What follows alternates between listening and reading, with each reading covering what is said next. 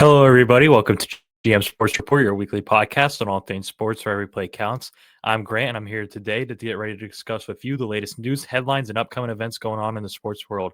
Make sure to like, comment, and subscribe to see all things GM Sports Report. And as you guys can see, I'm here by myself today. Mason is not able to make it this week. We've had a busy last couple of weeks. I was on vacation last week for Thanksgiving, and Mason is in Boston right now. So a little bit busy, but after this week, we should be back to the smooth sailing of weekly episodes with the two of us. But for today, it's going to be just me, so bear with me. But yeah, I'm going to start out this episode like how I start out every episode, as that was with our hot take of the week. So my hot take for this week, it might be a little controversial, but I think it's time that we all look at LeBron and see him as starting to fade. He's not the same LeBron. I think this is the first year where we can really look at him and say, oh, he's starting to look his age a little bit. I think he's officially beginning to fade away. So far this season, he's only averaged 15 points per game, 7 assists, 4 rebounds, and he's averaging under 1 steal and 1 block per game. And if you just look at him playing right now, the energy and the effort that we always credit LeBron is just not there right now. He looks disengaged during some of these games. I know everyone probably saw that clip from last night's game where JJ Redick was literally yelling at him to get active in the game, like, "Hey, Bron, come on, let's go." That sort of thing. It's just not the usual stuff we see from LeBron James, and I think this is finally the time where we're starting to witness his downfall a little bit. I mean, it's 15 points per game, still very solid contributor. And who knows? This could be maybe he wants out and he wants to get traded somewhere else, and he's kind of sandbagging it a little bit. We don't know, but that is my hot take right now. Is that I think LeBron James is officially beginning to fade as he gets older here. All right, the next thing that I want to talk about is our underdog of the week.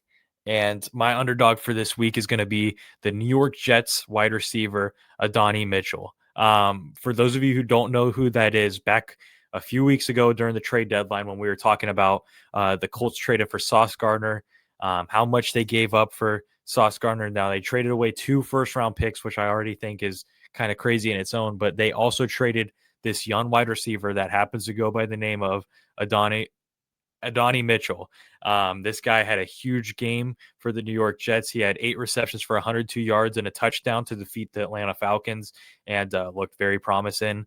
And that's hard to do for a New York Jets receiver right now to have a big game like that. So I think this guy can have potential to be special, and that might be someone the Colts might regret giving up, but only time will tell. But as far as underdogs go, I believe he deserves to be shouted out, and that is my underdog for this week. So I'm going to go ahead and stay in the NFL for right now. We're going to slide over to our 3 takeaways. Well, my 3 takeaways since my co-host Mason isn't here. My first takeaway is that I think the Carolina Panthers are quietly putting together a really nice season. They defeated the 9-3 Rams last week, who the Rams were really starting to roll. Matthew Stafford was looking incredible up until last week. So you got to really give credit to the Panthers there for winning that game. They now improved to a 7-6 season, which isn't a crazy good season, but compared to where the Panthers were last year, compared to where all the narratives on Bryce Young were last year, this is a huge step in the right direction for that franchise. Bryce Young looked really solid in last week's game, going 15 of 20 for 206 yards and 3 touchdowns. Really solid game for him. And Tedero McMillan has been one of the most slept on receivers in this rookie draft. He's been really good, putting together a really good rookie season. So that is my first takeaway. My second takeaway is that I think the Bears might actually be the team to beat in the NFC. They have defeated the Eagles last week and are now improving to a 9-3 record, which is first in the NFC.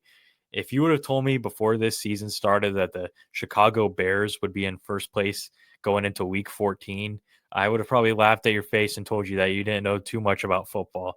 But here we are. This team is really putting together a special season. Me and Mason talked about this last week. I don't know if they're quite there yet as far as when it comes to contending for a Super Bowl, but there's no denying the acquisition of Ben Johnson, the young guys like Caleb Williams and Kyle Monangai and Luther Burden, all of those guys developing is looking really good right now. And they're starting to make some noise. Beating the Eagles is a pretty impressive feat. Being first in the NFC is a pretty impressive feat, so they deserve to be looked at as a team to beat right now. We'll see what happens with their future. But But yeah, the Chicago Bears are first in the NFC at the time of recording this video, which is just crazy. And then my third and final takeaway, I think that the AFC South race is going to really come down to the wire here. We got the Jags and the Colts who are tied with the best record right now, but now we see the Houston Texans one game back, and they're really looking like a team that's starting to get their flow together. With CJ Stroud coming back, and that defense is legit. They have a fantastic defense, and this race might get very, very close down the stretch. The Jags, Colts, and Texans all looking like really high quality football teams right now. So it's going to be interesting to see this division and how it shapes out as we head down the stretch here. So those are my three takeaways for the NFL. Make sure to go follow the Instagram and TikTok account at GM Sports Report to see our weekly predictions. We didn't do it last week because of Thanksgiving, but we are going to be going back to that this week. So keep an eye out for that. All right. Now we're going to go ahead and slide over to the NBA. What I'm going to do for the NBA is what we do every week, which is shout out our player of the week and our team of the week. So I'll go ahead and begin with the player of the week.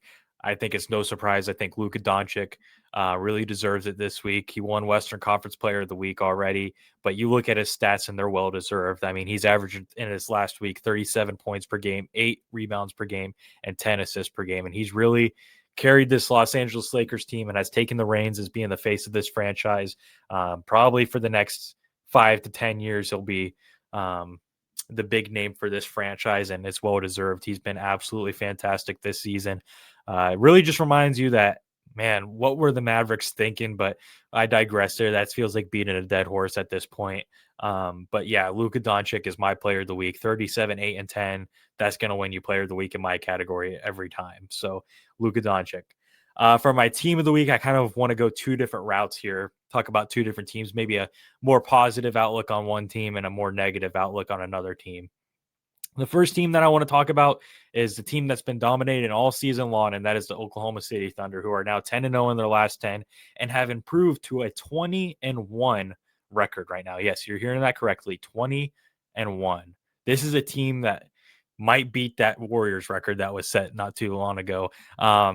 They look like a team that can win a lot of basketball games this season. They're really starting to roll now. They got their guy back in Jalen Williams. I mean, Shea's obviously their guy, but Jalen Williams was definitely the second in command there. Very talented basketball player, and he's back now. So they're just absolutely insane right now. They're on a roll. That GM over there is just a fantastic GM for what he's done to construct this team. It's been truly incredible to watch unfold these last couple of years, and it's going to only get better from here. So 20-1 record, that deserves to be shouted out for team of the week.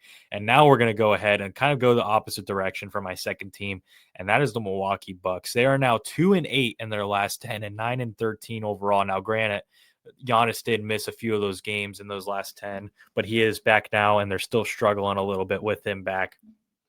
I'm starting to keep an eye out on that team right now. If I'm a basketball fan, I would keep an eye on the Giannis situation. I just can't imagine he can take much more frustration before he requests a trade. There was already mumblings about it in the offseason, and they're starting to look like a team that's not going to really be competing for anything, even in this weak Eastern Conference.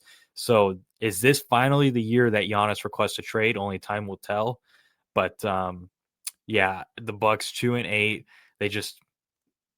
they're kind of just there. Like when you look at this Eastern Conference, there's a lot of talented teams that are playing well. It is wide open though, in the fact that like I think any team can win the East. I'm sure the Pistons are considered the favorites right now.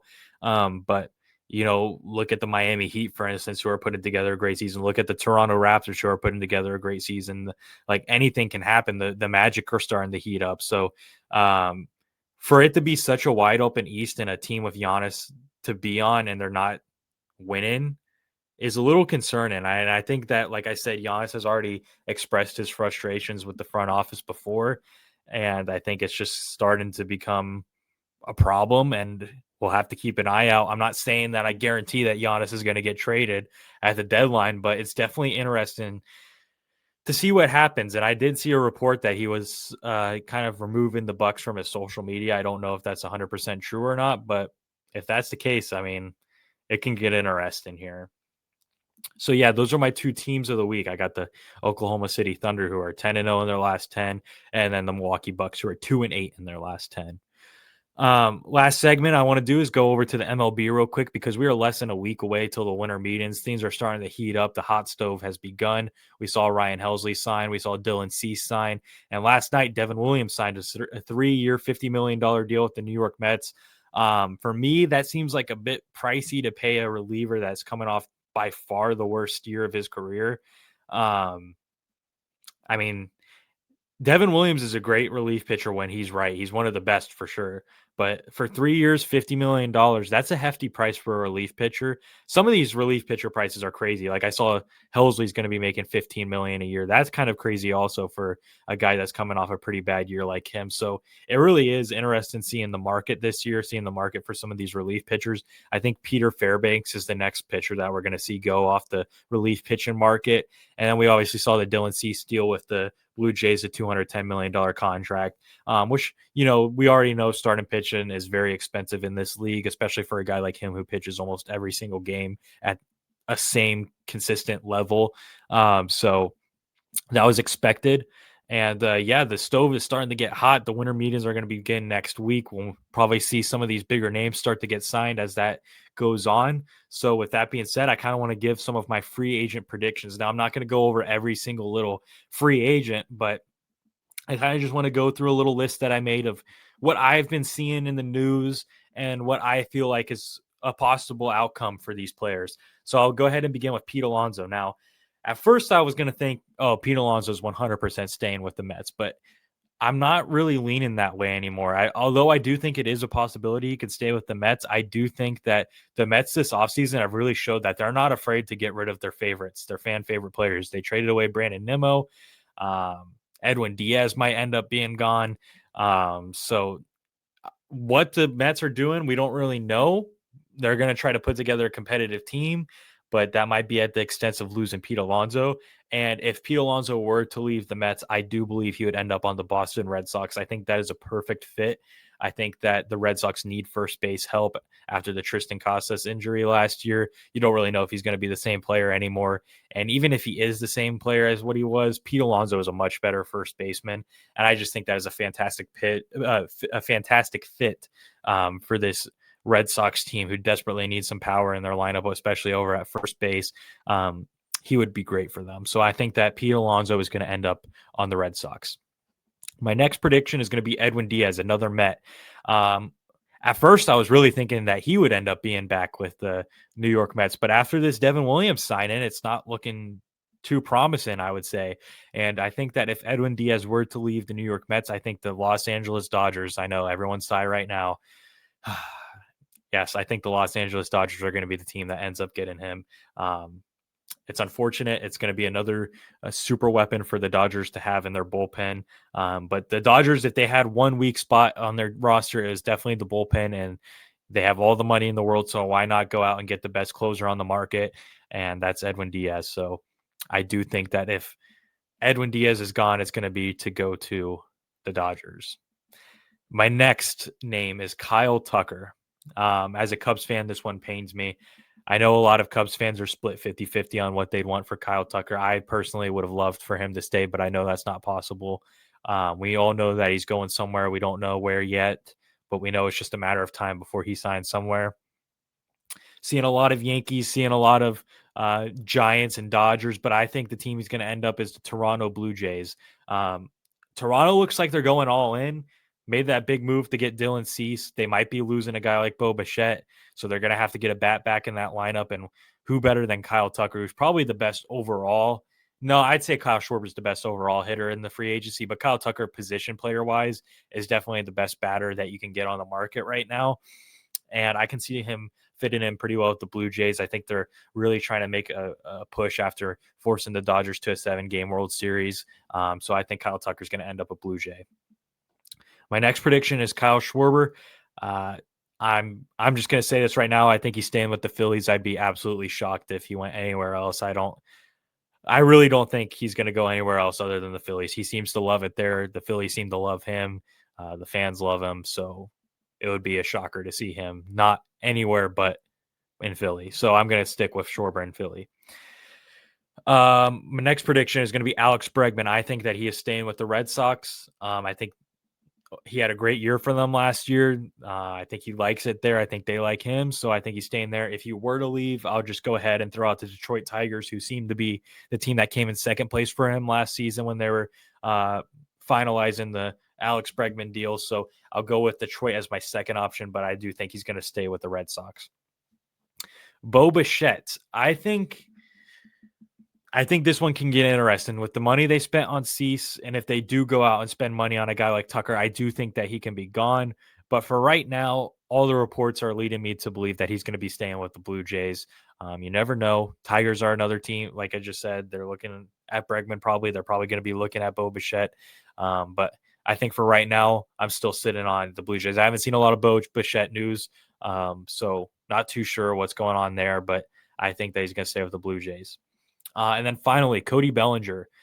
This is a guy that I would love to see back in a Cubs uniform. I'm just going to throw that out there, try to manifest it. I don't think that's going to happen, but I would really like to see that. But all jokes aside, I think he's going to be on a New York team, whether that's the Mets or the Yankees. I don't know.